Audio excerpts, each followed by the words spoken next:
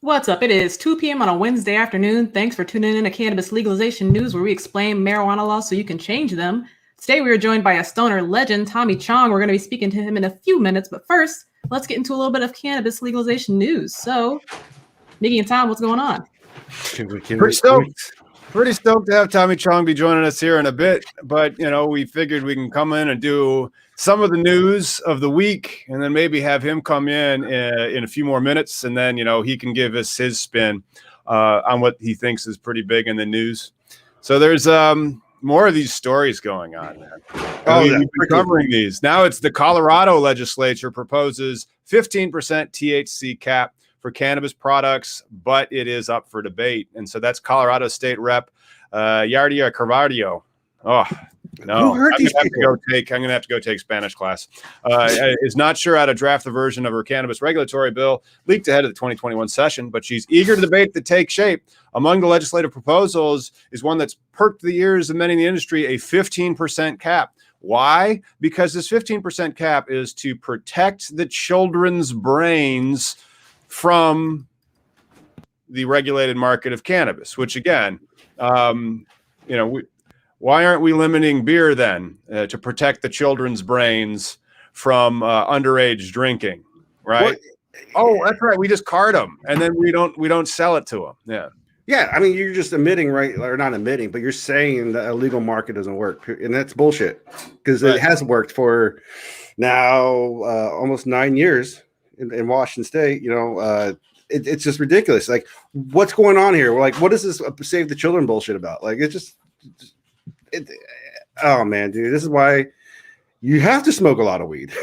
Yeah, it's an anecdotal mental health issue that she says, and so it's all these anecdotes. Oh my gosh, the kids now are smoking weed that's too strong because they're making weed too strong. Ban strong weed, because then that will keep children from smoking strong weed as children go to the dispensary with their fake IDs or something. Like, I don't understand the how. I mean, I understand the what you're doing. You're saying that you can't grow cannabis. Like Washington Bud Company grows some great cannabis. Oh my God. And their cannabis probably has more than 15% THC. But again, it's like limiting vitamin C. But you can't, no, it's also like the regulation is that you have to be carded. You go and you show your ID. There's no kids that are involved. They aren't selling to children. So this regulation designed to prevent strong weed from getting in the hands of kids. No, it's not. If you regulate the illicit market, or the people that are regulating or selling to kids. So if you're selling to kids and the weed's stronger than 15%, fine. Then throw the book at the guys that are selling the weed to kids. But don't necessarily just sit there and say, we need to protect them, and therefore the regulated operators who are not legally allowed to sell to them need to create weaker weed just in case the children.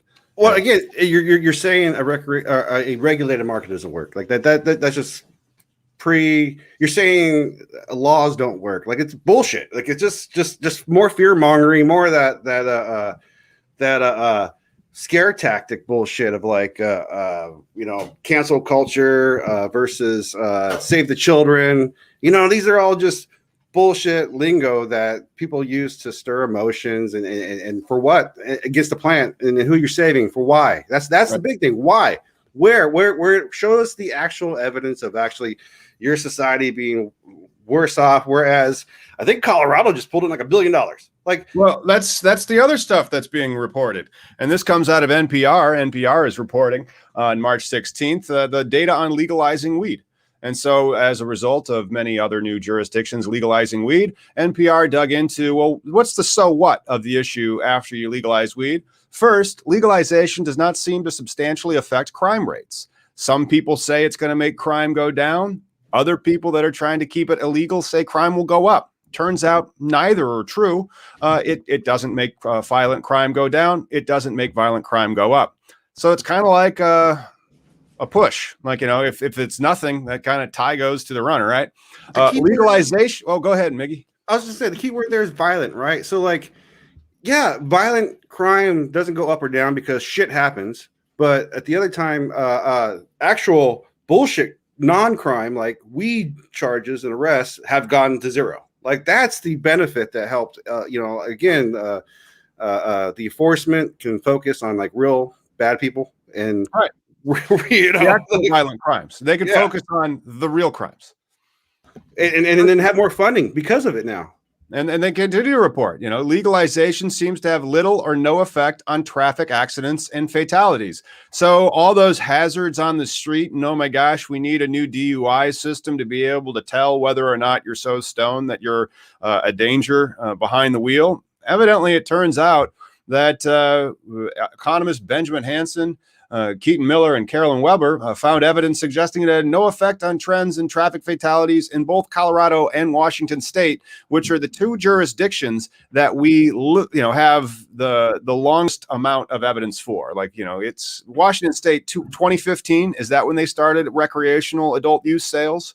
Yeah. And again, shit happens. It's like, you have an increase of gay married couples in that traffic accidents after legalization happened, right? Like causes and effect. This is all like that fear mongering bullshit, trying to pander to like the illiterate crowd or whoever it is that doesn't want to actually go look at facts. Like people who don't leave their house.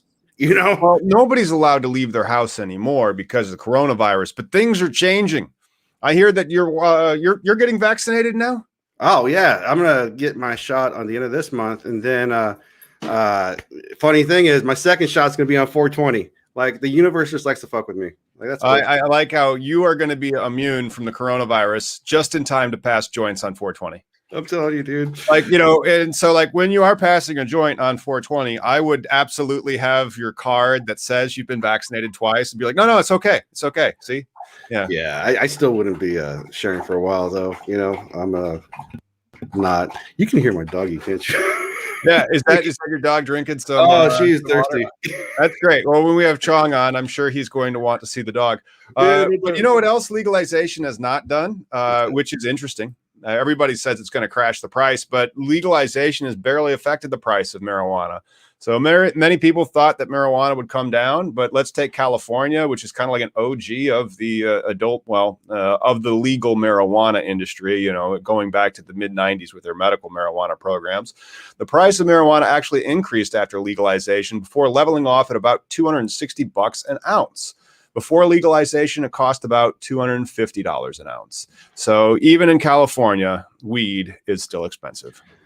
That's bound to happen. I mean, the price point here before recreational was to see a $10 gram. When you come to quality and quantity, when you want to look at the quality at the how the market affected the actual quality and quantity, because it still hasn't reached the medical time here in Washington State. Like medical was always the fair market type BS, where capitalism and people were competing each other fairly. And we got. I don't want to interrupt, but if we're talking about legalization, we got to bring on Tommy. So let's bring him on. Okay. Hey. See, I'm not the right guy. Yeah. Hey. But it's his manager. So like we're gonna have Tommy Chong once the technical difficulties of a highly technical nature are behind us. A few more minutes, and so the other stuff legalization has done. It's created a lot of jobs. It's created in 2020 alone, it created almost 80,000 jobs. And as of right now, there are more than 321,000 jobs in the legal marijuana industry. That's more than the mining industry. And remember, they still haven't handed out those goddamn licenses in the state of Illinois. They still haven't handed out those licenses from the second round of medical in New Jersey. And New Jersey still probably has months, maybe 6 to 9 months to go before there's going to be a licensing round there, or before there's going to be a licensing round in Mississippi, or before there's going to be there's a licensing round that just ended in Arizona. That'll be neat to see 13 more licenses go out to Arizona. It's almost as if the hippies were right that marijuana could save the world, right? I mean, hemp, cannabis. I mean, it's an industry that provides jobs. It creates a better society. Period. What is like I think this is aside from like one of the obvious headlines is legalization is good for state budgets. duh, you get to make tax revenue and you also don't have to spend money on enforcement. And so like these transactions that are going on right now they get to become above board, they get to get taxed, they get to have jobs, all those great things. And so it is good for state revenue. Like our school system down here in Peoria, Illinois got like almost $600,000 this year from the R3 program. But this is the weird thing. This is the one that I didn't see as much. I mean, everybody knew it was going to make money. It seems like it's good for workers' comp programs. Oh, yeah. So workers' comp. So like a new working paper by these economists seem to suggest that, and these economists, it's Rahi Abuk and Kesher Gimmer, and then Joanne Catherine McLean and David Powell have found that the states that have legalized recreational cannabis saw a significant decline in the usage of worker compensation system.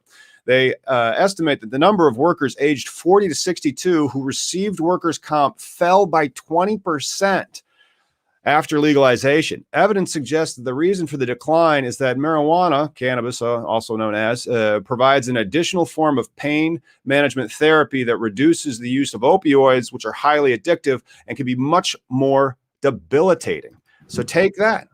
Well, Cannabis is helping workers' compensation.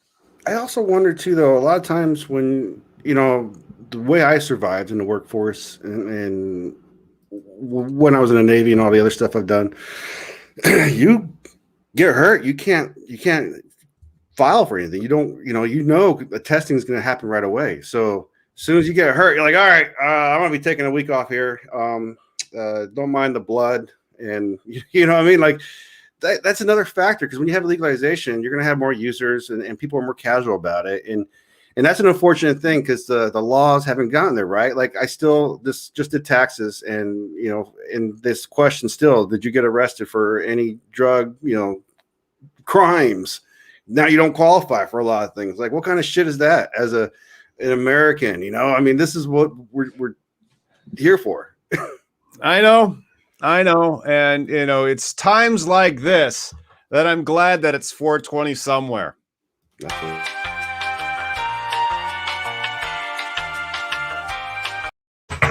It looks like Tommy's having typical difficulties. He's here, folks. Just, that's what it is. He's backstage having a slightly technical difficulty. And as soon as we have the technical difficulties worked out, he'll be in the studio. You may have to rejoin. That's all. Using StreamYard, it's one of the most easy ones to use.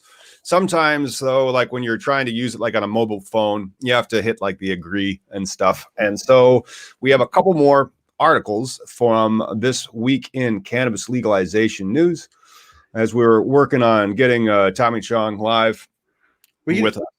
You know what I do all day, man? I mean, like, real world, what pays my bills, I just turn shit on and off all day. Like, that's what tech's about, man. Like, I mean, like, StreamYard's cool every once in a while, but then, like, I don't know if you saw the video I did with Josh where we did the hemp review, and then we did the actual cannabis review. If StreamYard froze on my phone and I couldn't see him, I couldn't see Josh and anybody on the thing, but they could hear me talking. So it was like, cool, man. Like, I'll just still talk to you guys. And yeah, man, it was dope. Yeah. I mean, StreamYard can, again, you turn on and off. Unfortunately, that's a fucking thing. It is. Oh, hey, well, let's talk about the news out of like the Mexico of all the states. Will they, won't they? New York State. Now New York legalization talks are at an impasse over impaired driving policy. Dear New York, please see the NPR article that says, you know what? It appears that there's really not that much impaired driving that happens. Yeah. Oh, I got a friend. It's a party, dude, at my house right now. I got a homeboy just showed up. Yep. Like I want to celebrate this man. Like the goddamn Pope of Dope. The guy, Pope of Dope, the guru of ganja. The goddamn marijuana Mr. Rogers. You know what I mean? Like, this man is an icon, and especially like, when I was a kid, dude, I thought he was Mexican. Like, I thought like he's an honorary Mexican. I mean, he's probably an honorary everything right now, Yeah, when I was a kid, I thought he was a hippie. Yeah. And so I'm interested to see. Hey, was that all an act? Yeah, it was an act. I actually was a staunch fiscal conservative that voted for Nixon. No way. Oh, dude, he's an intellectual, right? So as a kid, I was exposed to like the old like Nice Dreams, and like I grew up. My mom like had Big Bamboo. That was just like everything, and so I this guy was always in my life as like a party adult. But then I imagine like his life is more like a smoking jacket, like a caviar, and like just a chill like jazz music at night. Like the guy is a Renaissance man, Right. Goddamn singer, dancer, songwriter. You know what? Let's take a break to introduce the audience, and thank you for joining us. Tommy Chong will be on air here as soon as we can get him plugged in. But we have a new thing on cannabis legalization news, and I think Miggy's going to be able to help us out on this one with the Washington Bud Co. It's called Name the Strain. So why don't you get ready to go on that, Miggy, and then I'll do the bumper.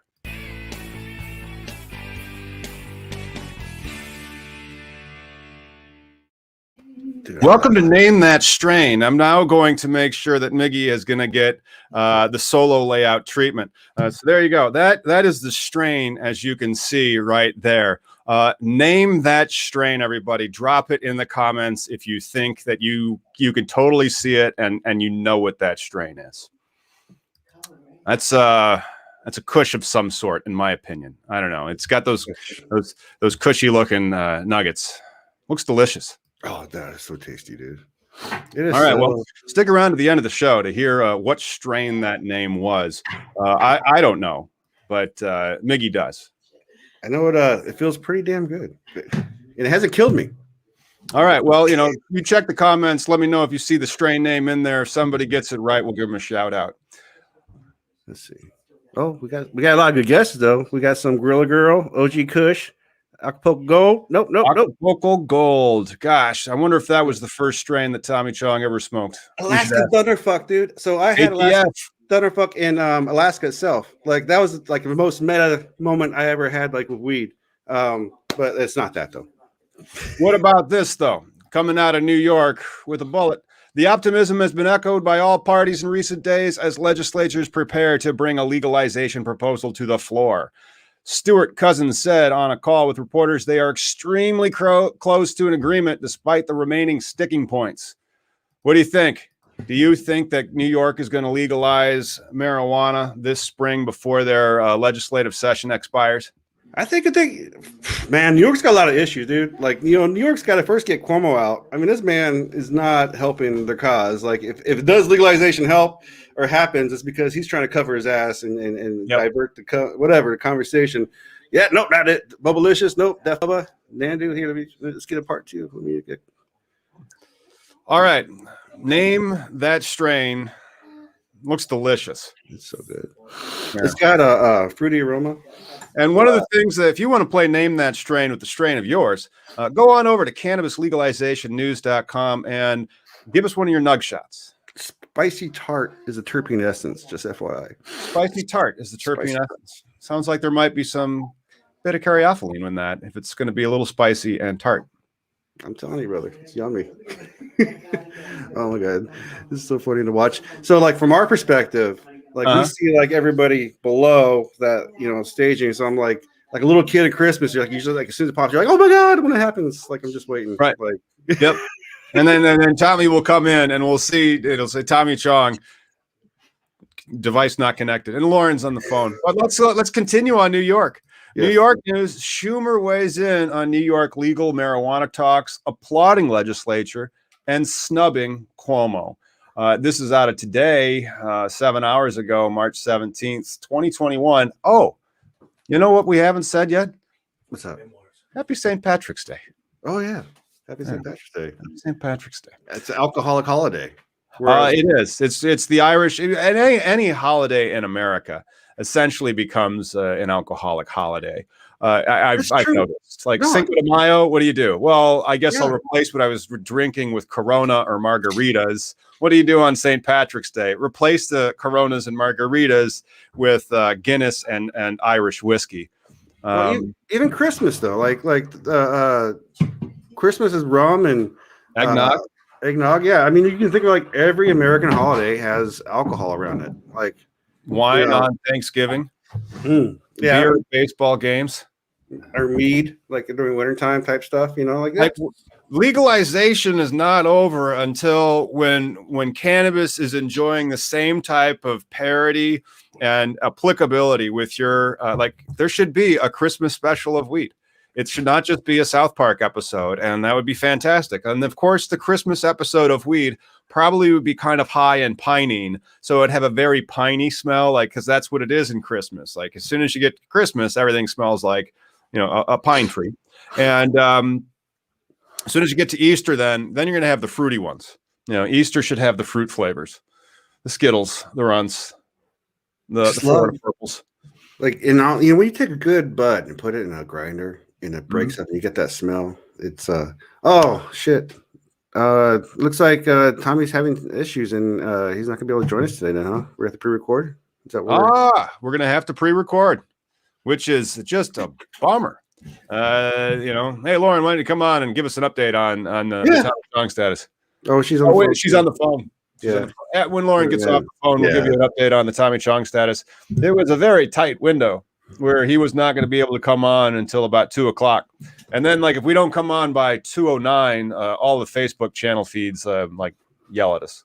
Yeah, strategically we had to go live just because and also this is when we meet anyways. Like the fact that he took his time to come on our show at our time. Right. Holy crap, dude. Like thank you so much, sir, for even like considering it. Like holy shit. I hope he watches this later. Like he's like, all right, I'll give these guys a second. Maybe I don't know, because it's going to be one of those, and then this will happen. Like we do have technical difficulties sometimes, but we'll get it pre-recorded. So let's do some more news, and then we'll hit another 420 somewhere, and then what we'll do is we'll get this one shot and recorded, and then once he's in the can, we'll give you guys all notice, and then we'll make sure to post it. Maybe do it like as a premiere so we can hang out in the chat with you guys. Yeah, if you have questions, for sure, shoot them. So, we started building up our own questions, but I think I said a lot of things I wanted to say already. And so, not me. I still want to find out where Dave is. Okay. Hey, but like, what a weird situation. Like all week, I've been telling people, like, all right, I can't do shit until after Wednesday because right now, all in my head is I got to talk to Tommy Chong on Wednesday. Like that's, I watched Nice Dreams this morning. Corsican Brothers, one of my favorite movies, dude. Like, my goddamn grinder has his picture on it. The Corsican Brothers is one of the most unknown of the Tommy and the Cheech and Chong movies. So if you guys have not seen that, there's a lot of them of you that haven't. But I think it's on Amazon Prime right now. So if you have Amazon Prime, you can go check out the Corsican Brothers. But then sometimes they go off. I mean, so that's like that's where I actually got to see it. I was like, because I didn't even know that was a Tommy Chong and Cheech movie, and I was like, what? And because it's they're like in old times, like they're like in like like England and shit, like they're like knights and stuff, or like conquistador times, like where they go like because that had to have sucked. Like the whole thing about conquistadors had to have sucked. Well, anything medieval, dude, come on.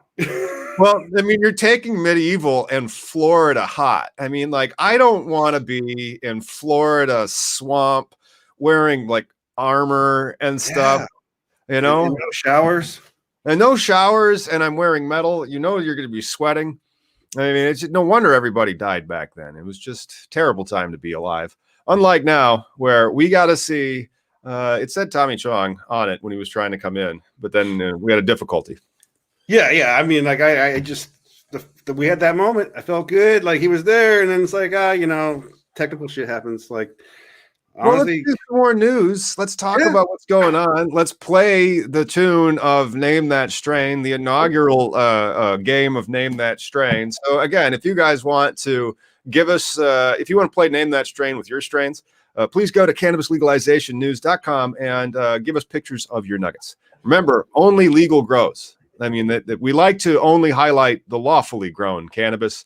So if you're able to, like in Illinois for myself as a medical patient, grow my own, or Miggy in Washington State made a purchase of some lawfully cultivated product. So, well, weed's always been legal in my house, so technically it's always been legal. Well, there you go. There you go. And should I do the reveal? Or you want to wait till later for the? Let's do another news story, man. Oh, yeah. What was something that you saw that you were sharing some in the background as well on the Slack channel? I'm not sure. Let me see. My week has been preoccupied, like thinking about Tommy Cheech and Chong shit, like all week. It's been Well, I mean, it's out of marijuana moment. It's from a while ago, but we'd already like reported on it again. Like legal marijuana states see reduced workers' compensation claims. New study finds. So when somebody says it's going to cause more accidents and lack of productivity, and be like, I'm sorry, the evidence doesn't actually show that, sir. But at least you think that's what's going to happen, dude. I was gonna tell you yesterday. So I went to lunch and I passed someone was pulled over in the parking lot of one of the cannabis shops out here, one of the pot shops. And to me, it was just a more surreal thing. I wanted to go live. Like, I wanted to take advantage of the moment, be like, yo, check this. This is why legalization is important, because this guy's getting pulled over in front of a pot shop. And the cop wasn't even a thing. And that's the thing about weed, right? Like, this whole fucking thing shouldn't be a thing. Like, it's ridiculous, you know? Yeah. It was just weird. Like, you and I did this thing as a Google Hangout talking thing. It's a very important subject, and then we were like this close to talking to Tommy. I mean, like, whatever. But it was like oh no, we saw him come in. It's just yeah. technical difficulty sometimes, but we'll get that ironed out, and we'll have the Tommy Chong episode of Legalization news. Don't you worry about it.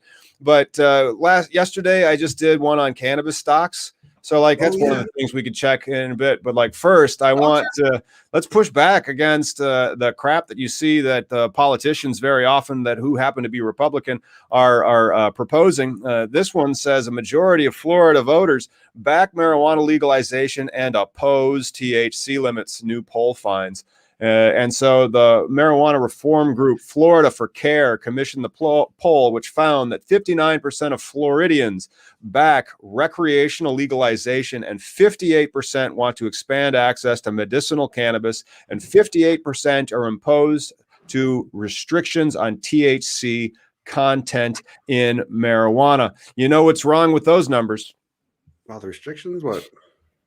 The ballot initiative measures to legalize cannabis in Florida or legalize things in Florida call for 60% vote. So medical cannabis actually failed before it passed. And so medical cannabis, I want to say, passed in 2016, but it failed in 2014, or it failed in 2016 and it passed in 2018.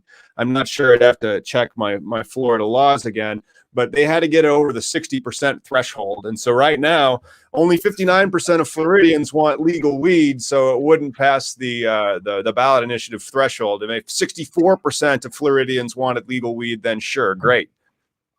What about so like right now with the filibuster? Do states have a version of the filibuster?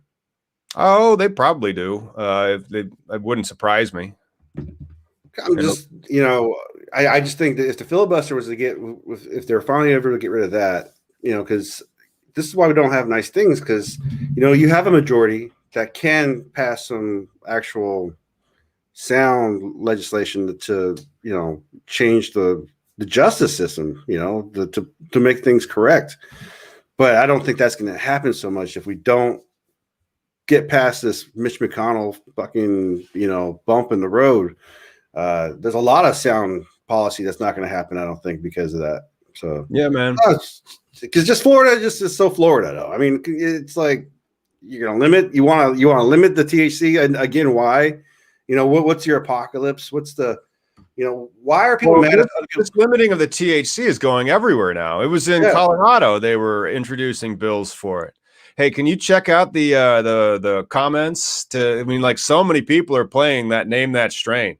They love that. Hey, while we play Name That Strain for the first time here on Cannabis Legalization News, we want to thank you for all hanging out and give us those thumbs up and subscribes, because that's literally powers our channel. And Tommy Chong had some technical difficulties, so he cannot join us live. We're going to do a recorded episode, and we hope to get that uploaded within the next couple of weeks. Nobody, because like one of the things that we've got to talk about when he's on, have you heard about these Cheech and Chong dispensarias? Yeah, Yeah, we wanted to talk to him about the Cheech and Chong dispensarias. We also wanted to talk to him about TommyChong.com and his Tommy Chong cannabis label that he has. He's got some pre-rolls, some one-to-ones, some elixirs, and just the whole thing. I mean, like, the guy has been a pillar of the cannabis industry since before there was a cannabis industry. Well, dude, I mean, Up in Smoke was just about them trying to find weed. That's all. It had nothing to do with like the perception of like all these like the 60s and how we perceive a drug culture and everything. It's fucking ignorant, and all it was just two dudes trying to find some weed, and then ended up in a van that was made out of weed. Which is pretty fucking epic. Mm-hmm.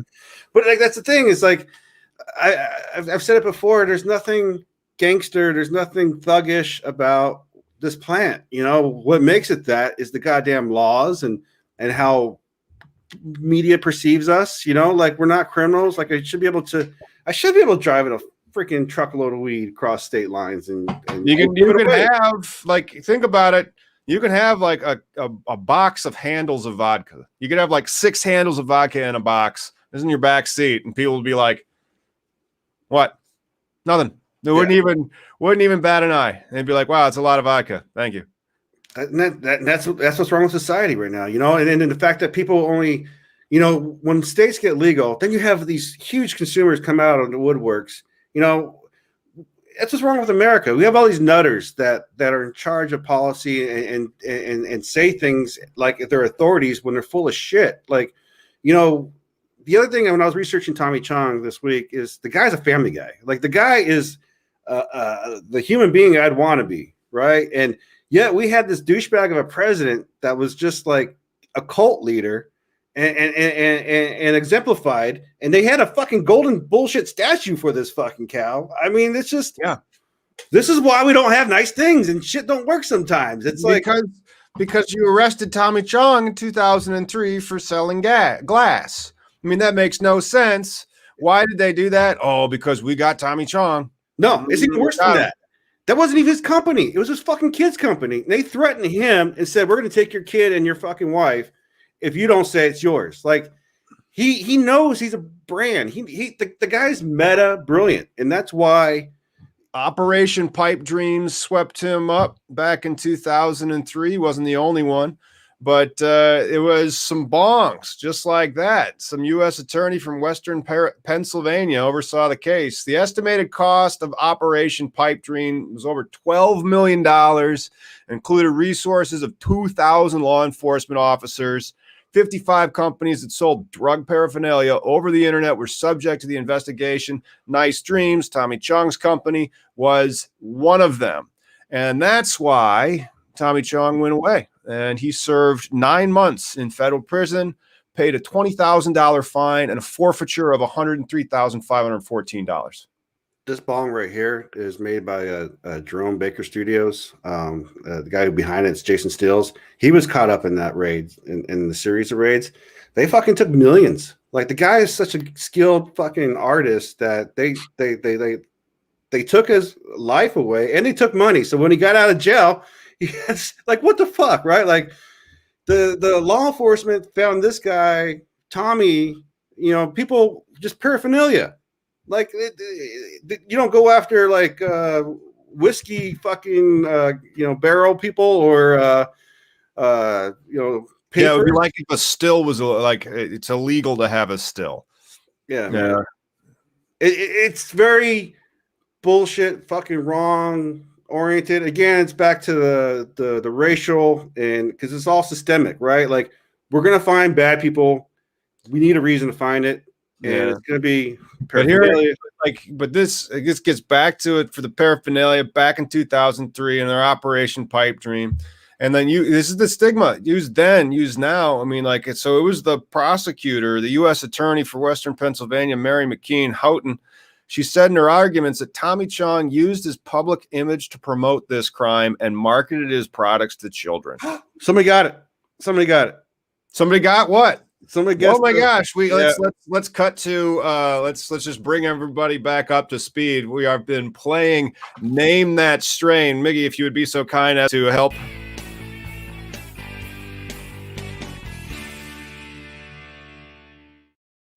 love the fucking Friends song, dude. All right, and so somebody's gotten it. Name that strain. Who got it? That's Michael Willett. Blackberry is the strain with the picture of Cheech for his icon. I love it. Oh my god, that's dope, dude. Fucking weed nerds, dude. You guys scare the fuck out of me. But does it taste like blackberry? No, it's delicious. Well, yes. you know, to celebrate let's give a shout out to it was Michael Willett that got it. Yeah. All right. Well, you know, it is as we're passing another. It's almost been 40 minutes, so why not, man?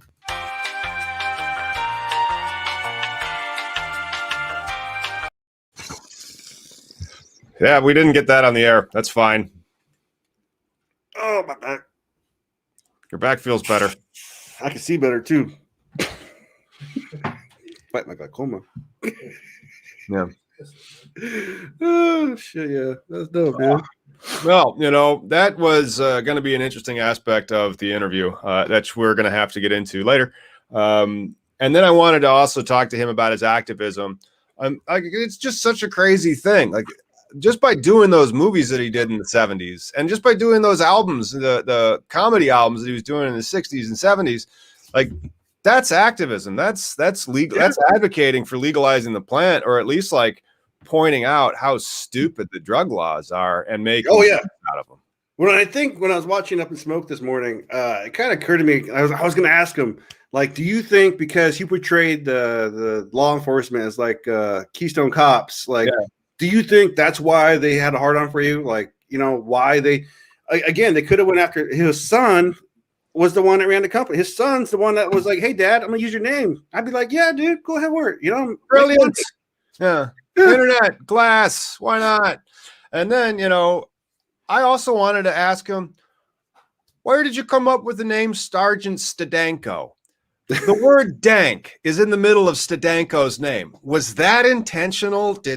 You know, like, so I wanted to get the story of Sergeant Stadenko, how they got that name, why the word dank. Because that always confused me. It's like they put the word dank in his name. Does he know that? You know, well, I think there was a lot to the movie too. Like when they both pissed on the cop's leg. Like, I mean, you're like, does that represent you? You know, like, you know, fuck you to the man. And then also when they were like surveillancing the house. The cops were peeking through the zipper, right? Is that another like meta thing? Like cops are dicks? Like I mean, I thought like how meta they were ahead of their, like, seriously at that point when that movie came about. I believe they were in their like late 30s, 40s, you know, because at that point Cheech and Chong were writers, you know, they were, and then they had success by performing together. They vibed so well that they did a traveling circuit, you know, and then it built up to a movie. Like, holy crap. Yeah. You know, I mean, they were both ahead of their time. Definitely. Yeah. Hey, but let's do a comment from the audience. How do we stop Representative Brandon Ogles or any other rep one to permanently block recreational marijuana in Tennessee or any other state from doing so?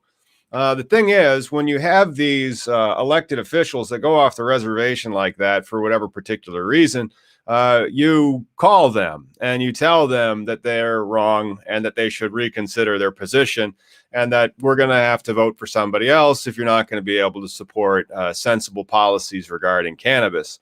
And that's the thing. I mean, like, these limitations on the THC percentages with the auspices of trying to help kids, that doesn't make any sense. Like, it's like trying to regulate the amount of alcohol in vodka because of underage drinking. That's not how you regulate underage drinking. You know, you regulate that by the identification, by the carding programs, by making it illegal to sell to minors, all of those things, you know? It just occurred to me too. How come there's no campaign to limit the percentage of just tobacco? Like that's another smoking thing. Like, has anybody ever even looked at nicotine? Like right. It's more addictive than cigarettes. It's like a heroin level, you know, as most people know, but it's like, you don't see any campaigns about the contents of the cigarette itself. We're more focused on alcohol and THC. That's it. Like, that's your good time go-tos, which is bullshit.